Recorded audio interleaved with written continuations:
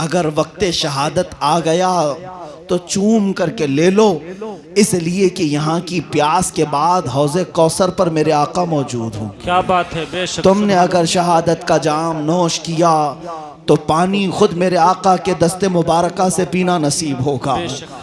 साद इब्ने रबी ने दूसरा जुमला जो कहा वो मैं बताता हूँ। उन सहाबा से कहा, मेरी आखिरी सांस चल रही है, मदीने वापस जाना तो मेरी कौम को ये कह देना, ये खबर दे देना। मैं उस कौम उस खबर को पढ़ता हूँ तो मेरी आंखें आज भी भीग जाती हैं। ये कौन होता है जो रसूल पाक से सच्ची मोहब्बत करता है। साद इब्ने रबी मैदान ओहद से कह रहे हैं, ए आने वाले, वापस मदीने जाओगे तो मेरा ये पैगाम मेरी कौम को पहुंचा देना और मदीने के जवानों को बता देना। उन्होंने कान लगाया और पूछा, क्या पैगाम देना चाहते हो साद, बताओ। वो कहते हैं, साद इब्ने रबी जा करके ये कह देना, अगर तुम सब जिंदा रहे ए जवानों और तुम्हारी जिंदगी में किसी ने रसूल पाक तक हाथ बढ़ा दिया तो क़यामत के दिन उसकी कोई उज़्र कबूल नहीं किए जाएंगे, उसका कोई उज़्र नहीं कबूल किया जाएगा। इतना कहा और उनकी सांसें रुक गईं, वो खत्म हो गए, जामे शहादत नोश किया। सच कहा था साद इब्ने रबी ने कि अगर तुम जवानी लेकर बैठे हो, बाजुओं में अल्लाह ने ताकत दी है और तुम्हारे होते हुए अगर कोई नबी कौनैन की इज्जत पर उंगली उठाया तो कल क़यामत के दिन तुम ये कह नहीं सकोगे कि हम मजबूर थे, हम मजदूर थे, हम लंगड़े थे, हम लूले थे। कोई उज़्र कबूल नहीं किया जाएगा। साहबी रसूल का ऐलान है। तुम क्या समझते हो कि आज मेरे साथ हालात बहुत अलग हैं, ऐसे नहीं है, वैसे नहीं है। जहां हो वहीं से आवाज उठाओ कि मैं हर चीज बर्दाश्त कर सकता हूं, मुझे भूख में कैद में रख लो और मार डालो, लेकिन मेरे नबी कौनैन की इज्जत और हुर्मत पर उंगली उठाओगे, मैं चटाई पर बैठ करके भी चीखूंगा और पुकारूंगा, इसलिए कि मेरी अगर जान बाकी है तो सदक़े रसूल में बाकी है। बेशक, सुभान अल्लाह। यही जज्बा मैं तुम्हें देने आया हूं। मेरी तकरीर का खुलासा यही होता है, मेरी गुफ्तगू का खुलासा यही होता है। आप क्या समझते हैं क्या आला हज़रत फाजिल बरेलवी रदी अल्लाह ताला अन्हु ने अपना कलम चला चला करके सिर्फ फतवे ही दिए थे? नहीं, बल्कि उन्होंने मुजाहिदीन पैदा किए और उस वक्त से वो ये कहते आए।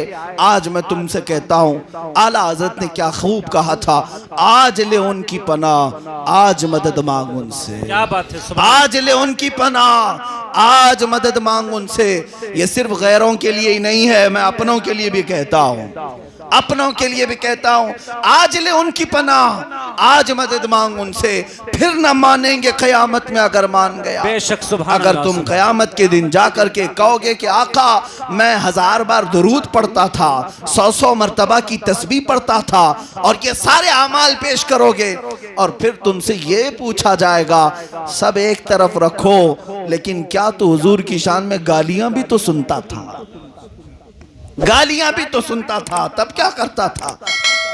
बड़े बुजुर्ग हैं, बहुत पाए के बुजुर्ग हैं। अल्लामा जामी रहमतुल्लाह ताला अलैह फरमाते हैं, किसी ने अगर जिंदगी में करोड़ दुरूद पढ़ लिए हों, 1000 खत्मे कुरान कर लिए हों, और अगर वो अपनी जिंदगी में हुजूर की इज्जत पर होने वाली गाली को सुन लिया, ये सारी इबादतें एक तरफ रख दी जाएंगी, एक तरफ रख दी जाएंगी। उससे पूछा जाएगा, तो जिंदा था, तेरी गैरत जिंदा थी, तेरा ज़मीर जिंदा था, तू अपनी माँ के लिए नहीं सुन सकता, तू अपने बाप के लिए नहीं सुन सकता? आज हमारी गैरत तो ये है, जवानों, मैं आपसे पूछता हूँ, तुम्हारी बीवियों की तरफ अगर कोई नजर उठाए तो तुम उसको खा जाने वाली नजर से देखते हो कि मेरे घर की इज्जत की तरफ तूने देखा कैसे? ऐ मुसलमानों, क्या रसूल पाक सल्लल्लाहु अलैहि वसल्लम की इज्जत पर हमला हो तो हम जागेंगे नहीं, बेदार नहीं होंगे? क्या हमारे जिस्मों में वो उछाल नहीं आना चाहिए जो एक ईमान की गर्मी होती है? आपको मैं बताऊं, ये तो मर्द हैं। मैदान उहद में मदीने की औरतें भी आई थी। उम्मे अमारा जंगे यरमुक में हजरत खंसा कादसिया की जंग में खंसा बड़ी बड़ी खवातीन इस्लाम निकल करके आ गई, जबकि औरतों पर जिहाद नहीं। वो कहती ये थी कि हम अगरचे औरत हैं लेकिन नबी कौनैन के खिलाफ किसी को बर्दाश्त नहीं करती, बर्दाश्त नहीं करती। कुर्बानियां भी उन्होंने दी हैं ऐसी। हजरत खंसा एक ऐसी खातून है, मैं आपको बताऊं, अरब की एक ऐसी खातून जो बड़ी शायरा और शेर व शायरी में ऐसे पाए को पहुंची हुई कि मरसिया जब लिखती थी, किसी की मौत पर मरसिया लिखा जाता था अरब में, तो खंसा के मरसिया बहुत मशहूर थे। वो 2-2 साल तक लोगों को रुलाती थी अशार पढ़ पढ़ कर। अशार में ऐसा दम था कि सुनने वाले रोते थे।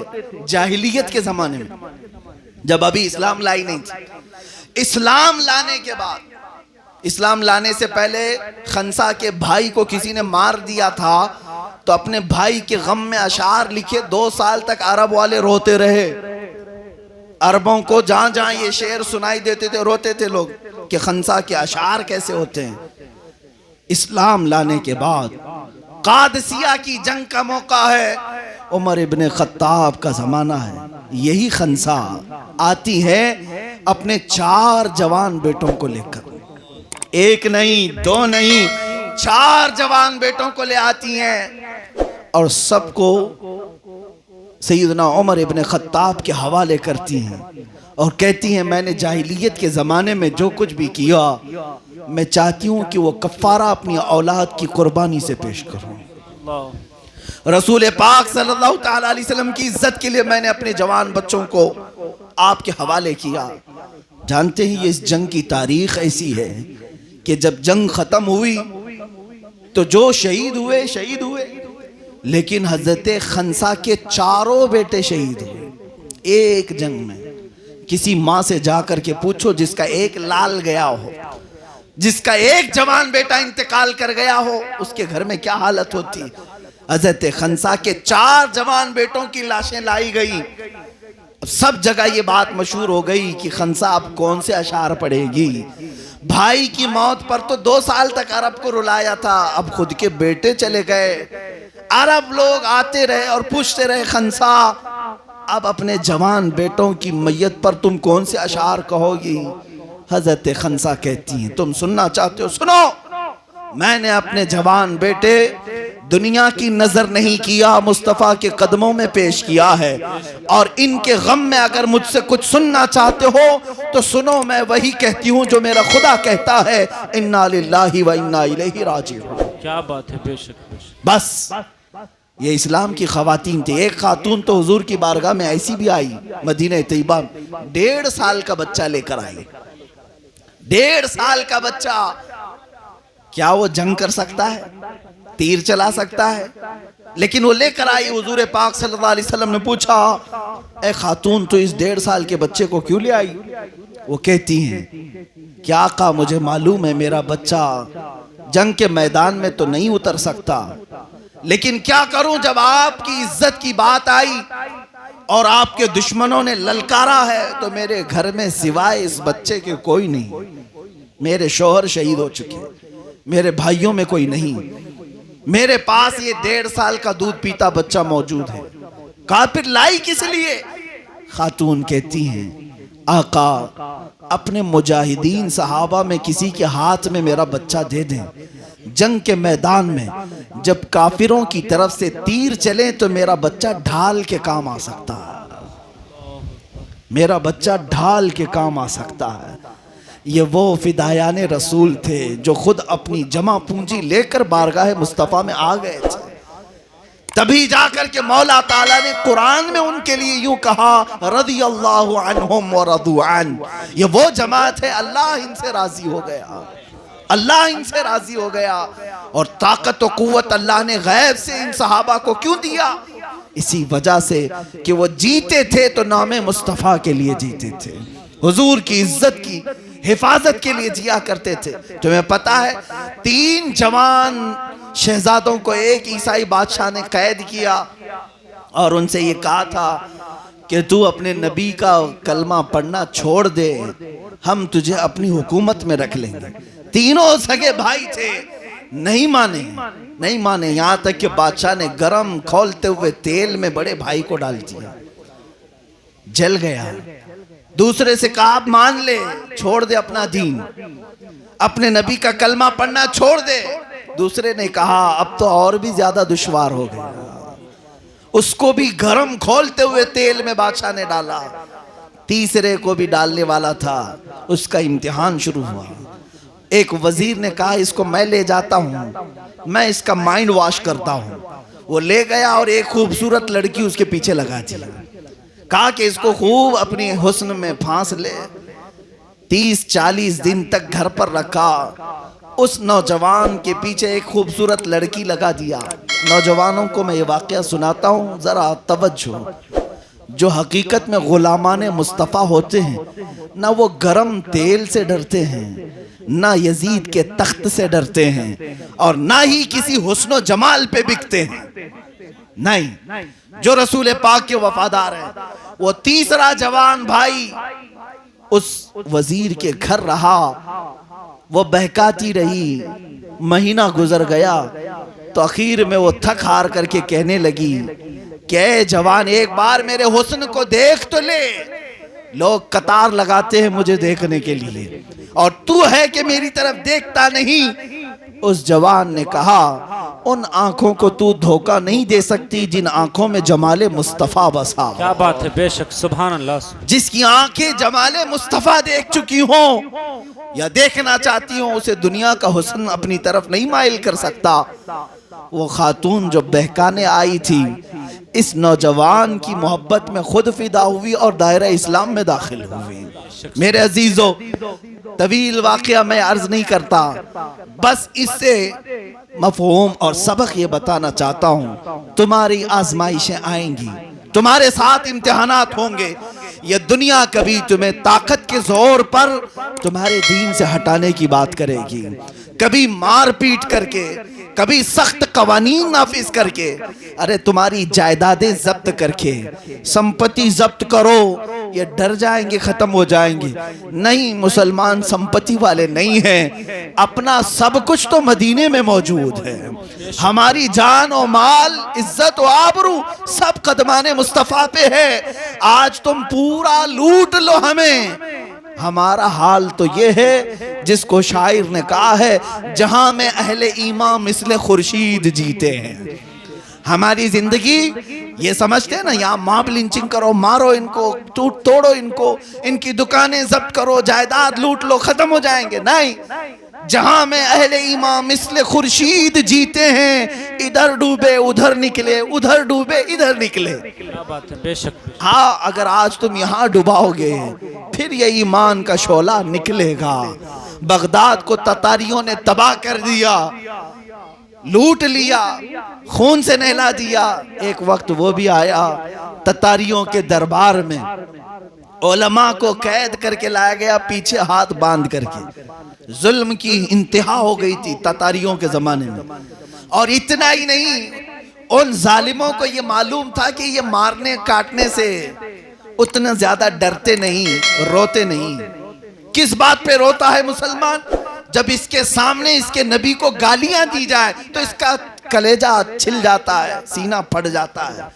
तो बादशाह जो उस वक्त का था ततारियों का, उलमा को जंजीरों में कैद करके उल्टे मुंह सुलाया दरबार में, और एक ईसाई पादरी को ले आया मजमे में। सब बादशाह के हवारी मवारी हैं। ईसाई पादरी को पैसे देकर के कहा गया इनके नबी की शान में खूब भोंको, गालियां दो, बुरा कहो मोहम्मद अरबी सल्लल्लाहु अलैहि वसल्लम को। वो ईसाई पादरी जो पैसे लेकर के आया था, बोलना शुरू किया। तारीख में मौजूद है मेरे अजीजों, उस दरबार में उस बादशाह का एक कुत्ता था जिसको सोने की जंजीर से वो बांध के रखता था। बादशाह का कुत्ता है, जैसे आज के जमाने में मर्सिडीज में भी घूमते हैं कुत्ते हैं, बहुत सारे कुत्ते कारों में घूमते हैं। ततारियों के बादशाह का कुत्ता सोने की जंजीर में बंधा रहता था। जब वो ईसाई पादरी गुस्ताखी करने लगा और दिल जलाने लगा उलमा का जो जंजीरों में कैद थे, तो वो कुत्ता जो जंजीर में बंधा था वहीं से भौंकने लग गया, भौंकने लगा। इमाम इब्ने हजर अस्कलानी ने बयान किया इसको। भौंकने लगा। वो ईसाई पादरी खामोश हो गया। फिर थोड़ी देर के बाद फिर बयान शुरू किया, मेरे नबी की शान में गुस्ताखियां शुरू किया। कुत्ता फिर भौंकने लगा। तो मजमे में कुछ लोग कहने लगे उस पादरी से कि शायद तू जो बयान कर रहा है इसके लिए कुत्ता भौंक रहा है। तो उसने कहा उस कुत्ते को क्या समझ आती है? अरे बयान मैं कर रहा हूं, कुत्ता जानवर है, उसे क्या समझ में आती है? फिर बोलने लगा और गालियां देने लगा नबी की शान में। तारीख में मौजूद है वो कुत्ता जंजीर तोड़कर निकल आया और इतनी तेजी से आया कि दम जदन में उस पादरी को सीने से चीर कर रख दिया। वही वो खत्म हो गया। और उस कुत्ते की हैबत पूरे मजमे में ऐसी तारी हुई, क्योंकि बादशाह का कुत्ता था, पागल कुत्ता नहीं था, आवारा नहीं था, पाला हुआ था, ट्रेंड था। जब कुत्ते ने फाड़ कर रख दिया तो मजमे में मौजूद सबको समझ में आया कि एक जानवर भी रसूल की गुस्ताखी बर्दाश्त नहीं करता। तारीख में मौजूद है उसी वक्त मजमे में जितने तातारी थे सब इस्लाम कबूल कर हल्का बगोश हो गए। सुभान अल्लाह, सुभान। सब दायरे इस्लाम में दाखिल हुए। जिसके बाद इकबाल ने यह कहा था, हरम को मिल गए पासबां सनम खाने से। ये रब ताला की कुदरत है, जब वो चाहता है तो उन्हीं के बीच में से अपने हरम के पासबां भी पैदा करता है। वो दिन दूर नहीं जब मैं ये देख रहा हूँ ऐ मुसलमानों, जिनके दिलों में आज इन जालिमों ने शिद्दत भरा है, टोले टोले ले करके ये कई लोगों पर हमले करते हैं, तंजीम बना करके, अपनी बड़ी संगठन बना करके।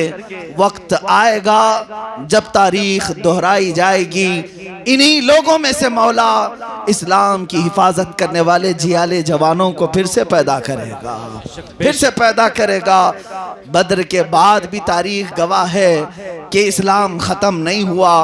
करबला के बाद भी तारीख गवाह है इस्लाम ख़त्म नहीं हुआ। यहाँ हिंदुस्तान की तारीख भी गवाह है, बहादुर शाह जफर को ख़त्म करके इस्लामी सल्तनत का खात्मा कर दिया गया, लेकिन इस्लाम ख़त्म नहीं हुआ। और आज के ज़माने में खारिश ज़दा कुत्तों के भौंकने से इस्लाम पर कुछ भी असर नहीं होगा। इस्लाम कल भी शादो आबाद था, आज भी शादो आबाद है। सुबह क़यामत तक ये जालिमों के फूंकों से बुझाया जाने वाला चिराग नहीं है। ये अल्लाह ने कुरान में फरमाया, ये चाहते हैं कि अपने मुंह के फूंकों से चिराग को बुझा दे, अल्लाह अपने नूर को मुकम्मल करके रहेगा, इसको कायम रखेगा, इसकी हिफाजत अल्लाह फरमाएगा। ऐ जवानों, अब मैं आखिर में आपको ये मैसेज देते हुए अर्ज करूंगा कि तुम्हारी जो जिंदगी है